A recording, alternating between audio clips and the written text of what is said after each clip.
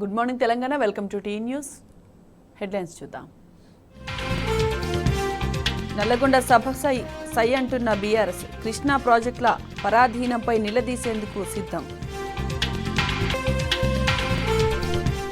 కేసీఆర్ రాకతో తెలంగాణ భవన్లో పండుగ వాతావరణం. జై జయ ధ్వానాలతో సందడి చేసిన గులాబీ శ్రేణులు. సర్కారు మొండి పట్టుదలతో సాగర్ ఆయకట్టు వెలవెల. నీళ్లు లేక భారీగా తగ్గిపోయిన సాగు.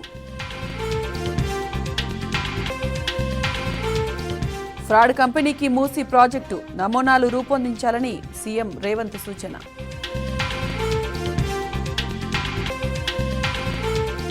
అండర్-19 వరల్డ్ కప్లో యువ భారత హవా. దక్షిణాఫ్రికాను చిత్తు చేసిన ఫైనల్ 4కు రెడీ.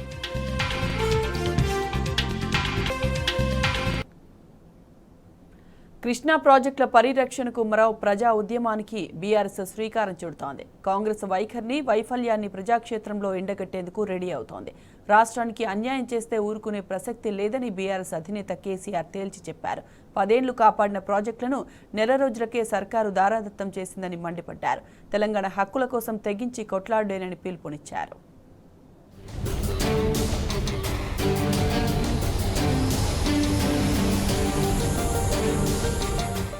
తెలంగాణ ప్రజల కోసం, తెలంగాణ ప్రయోజనాల కోసం బీఆర్ఎస్ ఎంతవరకైనా కొట్లాడుతుందని బీఆర్ఎస్ అధినేత కేసీఆర్ తేల్చి చెప్పారు. ఎవరితోనూ రాజీ పడబోదని ప్రకటించారు. తెలంగాణ ప్రజల చిరకాల వాంఛైన ప్రత్యేక రాష్ట్రాన్ని సాధించి దానిని దేశానికే రోల్ మోడల్ గా తీర్చిదిద్దిన ఘనత బీఆర్ఎస్ పార్టీకి, బీఆర్ఎస్ పాలనకే దక్కుతుందని అన్నారు. తెలంగాణ భవన్లో కేసీఆర్ ఆధ్వర్యంలో కృష్ణా బేసిన్ పరిధిలోని మహబూబ్నగర్, రంగారెడ్డి, ఖమ్మం, నల్గొండ, హైదరాబాద్ ఉమ్మడి జిల్లాలకు చెందిన మాజీ మంత్రులు, ఎమ్మెల్యేలు, ప్రజాప్రతినిధులు, పార్టీ ప్రముఖులతో సమావేశం జరిగింది. కృష్ణానదిపై ఉన్న తెలంగాణ ప్రాజెక్టులను రాష్ట్ర ప్రభుత్వం కేఆర్ఎంబీకి అప్పగించడం వల్ల రాష్ట్ర రైతాంగానికి కలిగే నష్టాలు, పర్యావసనాల గురించి కేసీఆర్ ఈ సమావేశంలో పార్టీ శ్రేణులకు సుదీర్ఘంగా వివరించారు. కృష్ణానది జలాలపై రాష్ట్ర హక్కులను కాపాడుకునేందుకు రాష్ట్ర ప్రభుత్వ రైతాంగ వ్యతిరేక విధానాలపై పోరుకు చేపట్టాల్సిన కార్యాచరణపై దిశానిర్దేశం చేశారు.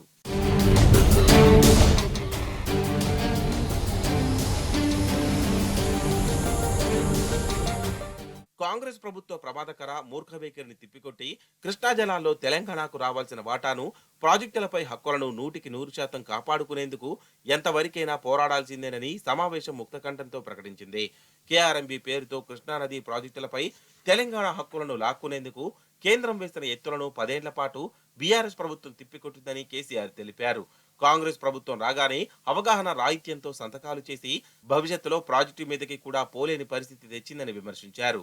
దీన్ని ప్రజా మద్దతుతో తిప్పి కొడదామని ప్రకటించారు. రాష్ట్రాన్ని 10 ఏళ్లు పదిలంగా కాపాడుకున్నామని ఇప్పుడు దాన్ని పరాయి వాళ్ల పాలు చేస్తున్నారని మండిపడ్డారు. తెలంగాణ కోసం కేసీఆర్ ఏనాడూ వెనకిపోడని, ఉడత ఊపలకు బెదిరింపులకు భయపడమని కేసీఆర్ తేల్చి చెప్పారు.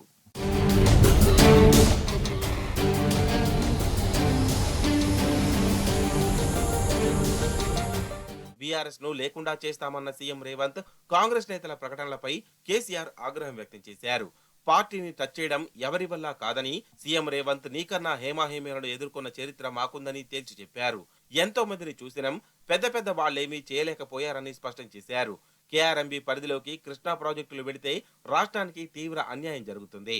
డ్యాములకు సున్నం వేయాలన్నా బోర్డు అనుమతి తీసుకోవాల్సి ఉంటుందన్నారు. కాంగ్రెస్ ప్రభుత్వానికి తెలివి లేదని, సీఎం రేవంత్ కి ప్రాజెక్టులపై అవగాహన లేదన్నారు. ఇప్పుడున్న పాలకులకు ప్రాజెక్టులు, నీళ్ల గురించి అవగాహన లేకపోవడంతో కేంద్రం గేమ్ స్టార్ట్ చేసిందని వివరించారు.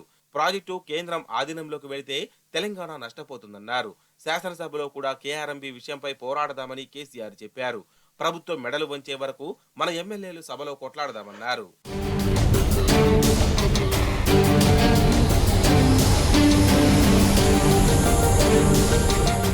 మరోవైపు కాంగ్రెస్ ప్రభుత్వాన్ని ఎవరో కూల్చాల్సిన అవసరం లేదని, ప్రభుత్వాన్ని కూల్చేందుకు గడ్డపారలు పట్టుకుని తిరగాల్సిన పనిలేదని కేసీఆర్ అన్నారు. వాళ్లలో వాళ్లే తన్నుకుంటారని, ఇచ్చిన హామీలు అమలు చేయకపోతే ప్రజలే తిరుగుబాటు చేస్తారని చెప్పారు. రేవంత్ రెడ్డి, ఇతర మంత్రులు పసలేని ఆరోపణలు చేస్తున్నారని, పాలన చేయడం చేతకాక అడ్డగోలుగా బీఆర్ఎస్ పై మాట్లాడుతున్నారని, ప్రజాక్షేత్రంలోనే వారికి జవాబు చెప్తామని తేల్చి చెప్పారు.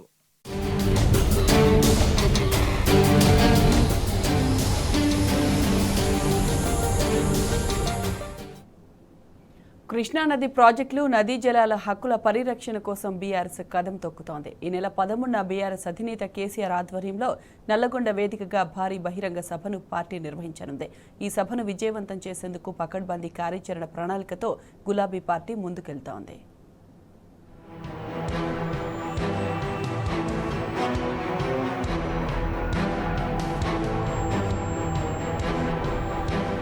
కృష్ణానదీ జలాలపై తెలంగాణ హక్కులను కాపాడుకునేందుకు బీఆర్ఎస్ సమరభేరి మోగించింది. కృష్ణా ప్రాజెక్టులను కేఆర్ఎంబీకి అప్పగించాలన్న రాష్ట్ర ప్రభుత్వ నిర్ణయాన్ని నిరసిస్తూ ఈ నెల 13న నల్గొండలో భారీ బహిరంగ సభ నిర్వహించనున్నట్లు బీఆర్ఎస్ అధినేత కేసీఆర్ ప్రకటించారు. కృష్ణా జలాలపై తెలంగాణ హక్కులను కాపాడుకోవడం కోసం ఎంతవరకైనా పోరాడతామని స్పష్టం చేశారు.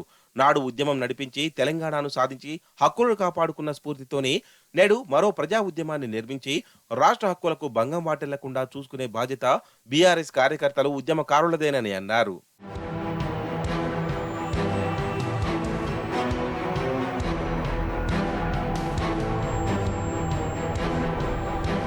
రాష్ట్ర ప్రభుత్వ అనాలోచిత వైఖరి కృష్ణా బేసిన్లో దక్షిణ తెలంగాణ రైతాంగ సాగునీటి హక్కులకు గొడ్డలి పెట్టులా మారిందని ఆవేదన వ్యక్తం చేశారు.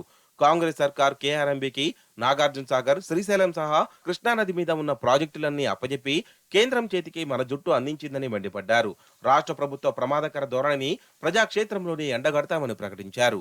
హైదరాబాద్, రంగారెడ్డి, నల్గొండ, ఖమ్మం, మహబూబ్ నగర్ ఉమ్మడి జిల్లాల ప్రజలకు సాగు, తాగునీరు అందక తిరిగి కరువు కోరల్లో చిక్కుకునే ప్రమాదం పొంచి ఉందని ఆందోళన వ్యక్తం చేశారు.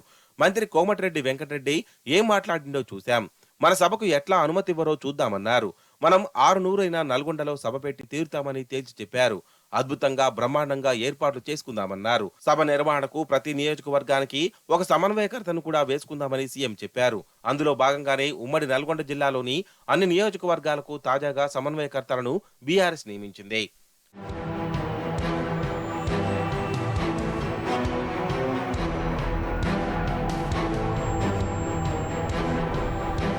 హుజూర్ నగర్ కు మాజీ ఎమ్మెల్యే క్రాంతి కిరణ్, దేవరకొండ పంజాల గోపిరెడ్డి, నల్గొండ రవీందర్ సింగ్, తుంగతుర్తి మాజీ ఎమ్మెల్యే జీవన్ రెడ్డి, మునుగోడు నందికంటి శ్రీధర్, కోదాడ ఎమ్మెల్సీ రవీంద్రరావు, నకరికల్ మాజీ ఎమ్మెల్యే బాల్కసుమన్, మిర్యాలగూడకు ఆదర్శ్ రెడ్డి, ముజీబ్ సమన్వయకర్తలుగా నియమితులయ్యారు.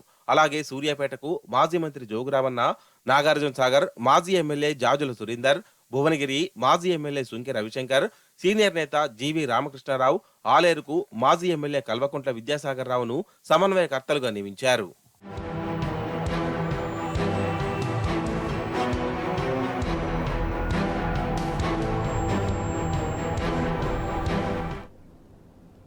తెలంగాణ భవన్ బీఆర్ఎస్ కార్యకర్తలతో హోరెత్తింది. అధినేత కేసీఆర్ రాకతో తెలంగాణ భవన్ జై కేసీఆర్, జై బీఆర్ఎస్ నినాదాలతో మారుమోగింది. అసెంబ్లీ ఎన్నికల తర్వాత మొదటిసారి రావడంతో కేసీఆర్ను చూసేందుకు పార్టీ శ్రేణులు, మహిళలు పెద్ద ఎత్తున తరలివచ్చారు. ఘనంగా స్వాగతం పలుకుతూ కేసీఆర్పై తమకున్న అభిమానాన్ని చాటుకున్నారు.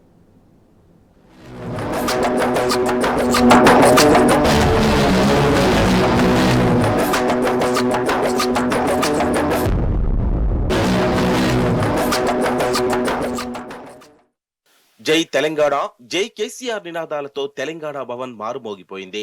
అసెంబ్లీ ఎన్నికల అనంతరం బీఆర్ఎస్ అధినేత కేసీఆర్ తొలిసారిగా రావడంతో తెలంగాణ భవన్ లో ఉద్యమ జోష్ కనిపించింది.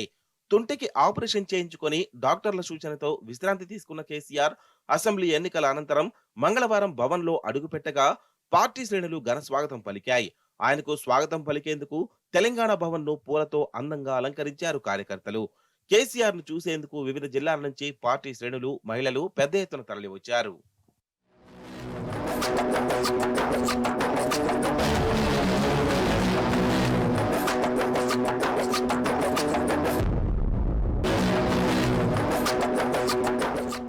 తెలంగాణ భవన్ కు వచ్చిన కేసీఆర్ కు మహిళలు మంగళహారతులతో ఘనంగా స్వాగతం పలికారు. తెలంగాణ భవన్ లో అడుగుపెట్టగానే పార్టీ నాయకులు, కార్యకర్తలు ఒక్కసారిగా జై కేసీఆర్, జై తెలంగాణ, కేసీఆర్ జిందాబాద్, బీఆర్ఎస్ జిందాబాద్ అంటూ పెద్ద ఎత్తున నినాదాలు చేశారు. ఆయన కారుకు దారి ఇవ్వడానికి, పార్టీ కార్యకర్తలను పక్కకు జరపడానికి నాయకులు, సిబ్బంది తీవ్రంగా శ్రమించాల్సి వచ్చింది. చాలా రోజుల తర్వాత ప్రజల్లోకి రావడంతో అధినేత కేసీఆర్ ను చూసేందుకు అందరూ పోటీ పడ్డారు.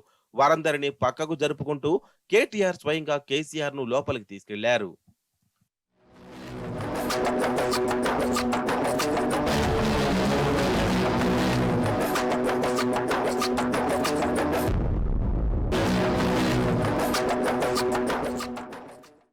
తెలంగాణ భవన్లో సమావేశం అనంతరం పార్టీ ముఖ్య నాయకులతో కేసీఆర్ విడివిడిగా సమావేశమయ్యారు. ఈ నెల 13న నల్గొండలో నిర్వహించనున్న బహిరంగ సభకు సంబంధించి కార్యాచరణపై పలు సూచనలు చేశారు. సభకు భారీగా ప్రజలు హాజరయ్యే విధంగా చూడాలని ఆదేశించారు. ఉమ్మడి నల్గొండ జిల్లా వ్యాప్తంగా అన్ని నియోజకవర్గాలకు సమన్వయకర్తలను నియమించుకొని సభను విజయవంతం చేసేందుకు కృషి చేయాలని సూచించారు. కేఆర్ఎంబీ ప్రాజెక్టులను అప్పగించడం ద్వారా జరిగే నష్టాన్ని వివరిస్తే ప్రజలు, రైతుల నుంచి పెద్ద ఎత్తున స్పందన వచ్చే అవకాశం ఉంటుందని తెలిపారు. అనంతరం ఖమ్మం, హైదరాబాద్, రంగారెడ్డి, మహబూబ్ నగర్, నల్గొండ జిల్లాల వారీగా కేసీఆర్ సమావేశమయ్యారు.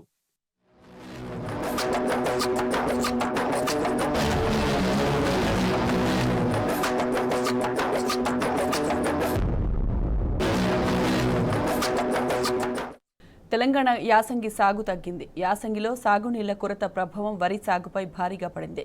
గతేడాదితో పోలిస్తే ఈ ఏడాది 7 లక్షల ఎకరాల్లో పంట సాగు విస్తీర్ణం తగ్గింది. రాష్ట్ర ప్రభుత్వం మొండి పట్టుదలతో సాగునీరు ఇవ్వకపోవడంతో పంటల సాగు తగ్గిపోయింది. సమయానికి నీరు విడుదల చేయకపోతే సాగైన పంటలు చేతికి రావడం కష్టమేనని రైతులు వాపోతున్నారు.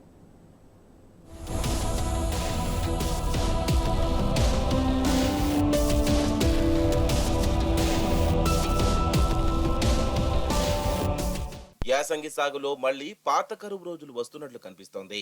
కొన్నేళ్లుగా క్రమంగా వానాకాలంతో పోటీ పడుతూ పెరుగుతూ వస్తున్న యాసంగి సాగు ఈ ఏడాది తగ్గుముఖం పడుతోంది.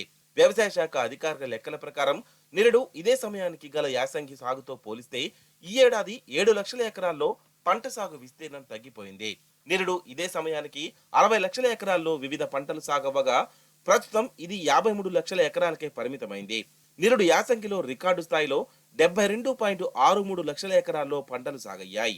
అంటే గత యాసంగి సాగును చేరేందుకు ప్రస్తుతం ఇంకా 20 లక్షల ఎకరాల్లో పంటలు సాగు కావాల్సిన అవసరం ఉంది.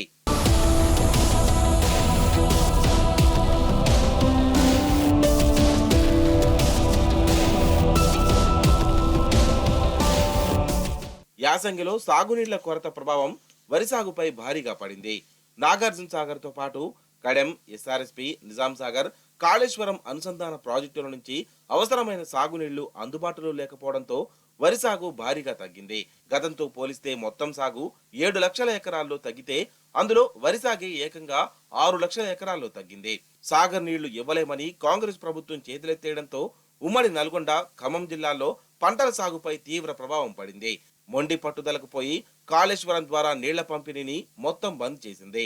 ఈ ప్రభావం రాష్ట్రంలోని సుమారు 13 జిల్లాలపై సాగుపై పడింది. దీంతో పాటు కడెం, ఎస్ఆర్ఎస్పీ, నిజాం సాగర్ ప్రాజెక్టుల నుంచి నీళ్లు ఇవ్వకపోవడంతో పంటల సాగు అయోమయంలో పడింది.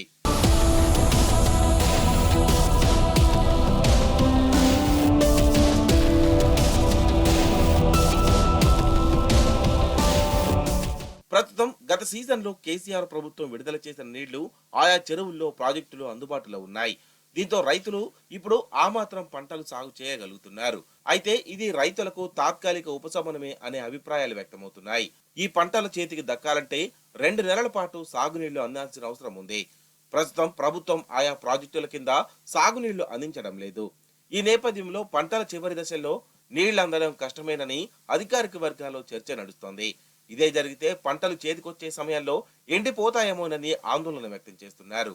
ప్రస్తుతం నీళ్లు అందుబాటులో ఉండడంతో ఊరుకోలేక పంటలు సాగు చేసుకున్నామని, ఈ పంటలకు చివరిదాకా నీళ్లు అందుతాయా లేదో, పంటలు చేతికొస్తాయో లేదో అని అన్నదాతలు ఆందోళన వ్యక్తం చేస్తున్నారు.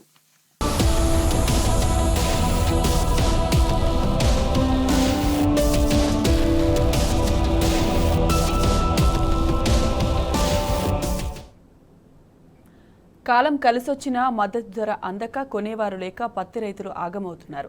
సంగారెడ్డి ప్రాంతంలో పెద్ద ఎత్తున పత్తిని సాగు చేసిన సీసీఐ కొనుగోలు కేంద్రాలు లేక లక్షలాది క్వింటాళ్ల పత్తి రైతుల వద్దే ఉండిపోయింది.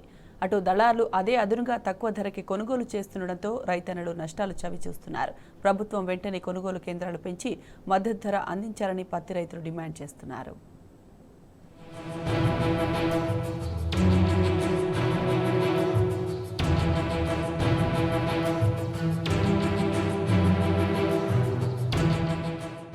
రాష్ట్రంలో పత్తి పండిస్తున్న రైతుల పరిస్థితి దారుణంగా మారింది. 6 గాలం కష్టపడి పండించిన పంటకు కనీసం మద్దతు ధర దొరకని పరిస్థితులు నెలకొన్నాయి. మరోవైపు పత్తి కొనుగోళ్ల కోసం సీసీఐ ఆధ్వర్యంలో కొనుగోలు కేంద్రాలు కూడా సరిగ్గా ఏర్పాటు చేయని పరిస్థితులు నెలకొన్నాయి. సంగారెడ్డి జిల్లాలో ఈ ఏడాది సీసీఐ ఆధ్వర్యంలో 22 పత్తి కొనుగోలు కేంద్రాలు మాత్రమే ఏర్పాటు చేశారు. రైతులు తెచ్చిన పత్తిని మొత్తం కొనకుండా ఆంక్షలు విధిస్తున్నారు. పత్తి నిల్వలు ఎక్కువగా ఉన్నాయంటూ కొనుగోళ్లు నిలిపివేస్తుండటంతో రైతులు మరిన్ని ఇబ్బందులు ఎదుర్కోవాల్సిన పరిస్థితులు నెలకొన్నాయి. ఈ ఆధార్ బేసిక్ పేమెంట్తోని పేమెంట్ ఏమిట్లకు పోయిందనేది అర్థమవుతలేదు. Main Airtel payments, post office పేమెంట్లకు పోయి రైతులకు ఎక్కువ ఇబ్బంది అవుతుంది. ఆ పేమెంట్లు వాళ్ళకి తీసుకొని కూడా 3 నెలలు 4 నెలలు టైం పేమెంట్ పోతే కూడా రెస్పాన్స్ ఇస్తలేరు వాళ్ళు. వాళ్ళ దగ్గర చిన్న మొత్తాలు అయ్యి మీ దగ్గర ఇంత అమౌంట్ ఇవ్వలేమంటారు. 3 రోజులు తింపుతున్నారు. పోయినప్పుడల్లా 500, 5000 ఇస్తారు. మళ్ళీ 3వ సారి 4వ సారికి ట్రాన్స్ఫర్ చేస్తామంటారు. 4 సార్లు ఆ బ్యాంకులకు ఎయిర్టెల్ పేమెంట్ ఆఫీసులో తిరుగుడుకు పెద్ద ఇబ్బంది అవుతుంది. అందుగురించే దీనికి ఇంట్రెస్ట్ ఎక్కువ చూపిస్తలేదు. అందుగురించే వీళ్ళకు బయట వాళ్ళకి అమ్ముకున్నట్టుకు ఎక్కువ ఇంట్రెస్ట్ చూపించడం అవుతుంది.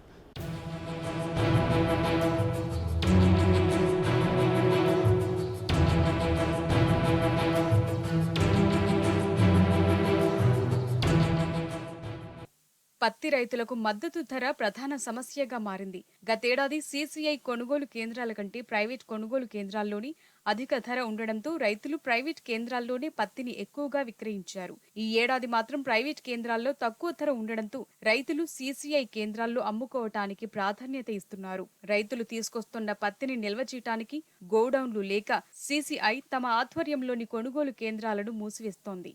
సంగారెడ్డి సదాశివపేట ప్రాంతంలో పత్తిని రైతులు ఎక్కువగా పండిస్తారు. ఇక్కడ ఎక్కువ స్థానాల్లో కొనుగోలు కేంద్రాలు ఏర్పాటు చేయాల్సి ఉండగా ఉన్న వాటినే మూసివేస్తున్నారని రైతులు ఆగ్రహం వ్యక్తం చేస్తున్నారు. ఫిబ్రవరి 1 నుంచి సదాశివపేట కొనుగోలు కేంద్రంలో పత్తి కొనుగోళ్లు నిలిపివేస్తున్నట్లు నోటీసులు అంటించారు. గతేడాది ఫిబ్రవరి నెల చివరి వరకు పత్తిని కొనుగోలు చేయగా ఈ ఏడాది మాత్రం నెల ముందుగానే కొనుగోళ్లు నిలిపివేయటంపై ఆగ్రహం వ్యక్తమవుతోంది. వందలు వేలు ఖర్చు పెట్టి కొనుగోలు కేంద్రాలకు తరలించిన పత్తిని ఏం చేయాలో తెలియక రైతులు ఆందోళన చెందుతున్నారు. అటు ప్రైవేట్ కేంద్రాల్లో దళారులు తేమ ఇతర కారణాలు చూపుతూ తక్కువ ధరకే పత్తిని కొనుగోలు చేస్తున్నారు. జిన్నింగ్ మిల్లుల యజమానులు దళారుల ద్వారా తక్కువ ధరకే పత్తిని కొనుగోలు చేస్తున్నారన్న ఆరోపణలు వినిపిస్తున్నాయి. సీసీఐ కొనుగోలు కేంద్రాల మూసివేతతో దిక్కుతోచని స్థితిలో దళారులకు పత్తిని అమ్ముకోవాల్సిన దుస్థితి నెలకొంది.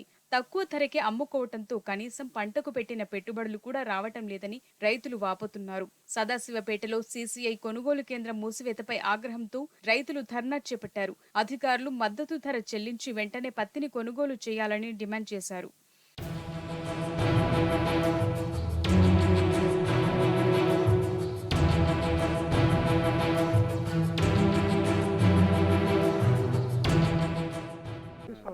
నా పేరు గొల్లా అంజన్న. నేను పత్తి రైతును. ఏమైందంటే సీసీఐది 31 తారీఖు బంద్ చేసిందంటే ఇప్పుడు పత్తిని ఎక్కడ తీసుకుపోయి అమ్ముకోవాలి. ప్రతి సంవత్సరం లేకపోలే ఈ సంవత్సరం కూడా ఫిబ్రవరి ఎండింగ్ వరకు మనకు ఛాయిస్ ఇస్తే బాగుంటుంది. ఈ గవర్నమెంట్ కూడా ఆలోచన చేసి గత గవర్నమెంట్ ఏ విధంగా చేసిందో ఈ గవర్నమెంట్ కూడా ఆ విధంగానే చేస్తే బాగుంటుంది. రైతులను పట్టించుకోవాలి. 30 క్వింటాల పత్తి ఉన్నది. ఇప్పుడు సీసీఐ నిన్న నుంచి ఆఫ్ చేసి ఏం చేస్తావు పత్తిని దళారీలకు అమ్మవలసి వస్తుంది. ఈ సీసీఐ బంద్ చేస్తే దళారీలు అడ్డగోలిగా రేటుకు తీసుకుంటున్నారు. అడ్డగోలిగా అంటే మనకు కలుపుగూళ్ళు కానీ ఇప్పుడు పత్తుల మందులకు కానీ కూడా పైసలు సరిపోతలేవు. ఇప్పుడు అందు గురించే సీసీఐ ఇంకా జర తొందరగా ఇది చేసుకోవాలని ఆలోచన చేస్తున్నాం. ముసిరెడ్డిపల్లి ఎన్ని క్వింటాలు తెచ్చినావు? 5. మరి ఇట్లా ప్రైవేట్ కింద అమ్ముతున్నా సీసీఐ అయింది కదా? సీసీ అయింది కానీ ప్రైవేట్ అమ్మినాం సార్. ఎందుకోసం? ఉట్టిగానే పైసలు కావాలి అంటే వాళ్ళు ఇవ్వలేరు సీసీఐలు? ఇస్తారు. లేట్ వస్తాయి కదా సార్ లేట్ వస్తాయి కదా. లేట్ వస్తున్నాయని ఏ తొందరగా వస్తున్నాయా? వీళ్ళు నాకు అది ఇచ్చేస్తారా? ఏం రేట్ తీసుకుంటారు? 6,000 6,200 పత్తిని బట్టి తీసుకుంటారు. సంగారెడ్డి జిల్లా వ్యాప్తంగా 22 సీసీఐ కొనుగోలు కేంద్రాలు ఏర్పాటు చేశారు. మొత్తం 3,36,000 మెట్రిక్ టన్నుల పత్తిని కొనుగోలు చేయాల్సి ఉండగా ఇప్పటి వరకు కేవలం 2,22,000 మెట్రిక్ టన్నుల పత్తిని మాత్రమే కొనుగోలు చేశారు. మరో 1,00,000 టన్నుల పత్తి ఇంకా రైతుల వద్దే ఉందని అంచనా. సీసీఐ కొనుగోలు కేంద్రాల మూసివేతతో రైతులు ప్రైవేటు వ్యక్తులకు పత్తిని అమ్ముకొని నష్టాల పాలవుతున్నారు. ఇప్పటికే వర్షాలతో కొంతమేర పంట నష్టం చూసిన రైతులు ఇప్పుడు పత్తిని తక్కువ ధరకే అమ్ముకొని మరింత నష్టపోతున్నారు. సీసీఐ ఆధ్వర్యంలోని కేంద్రాల్లో మళ్లీ పత్తి కొనుగోళ్లు ప్రారంభించాలని అన్నదాతలు డిమాండ్ చేస్తున్నారు. మద్దతు ధర చెల్లించాలని కోరుతున్నారు. మరోవైపు జిన్నింగ్ మిల్లుల యజమానులు దళారుల నుంచి కాపాడాలని పత్తి రైతులు డిమాండ్ చేస్తున్నారు.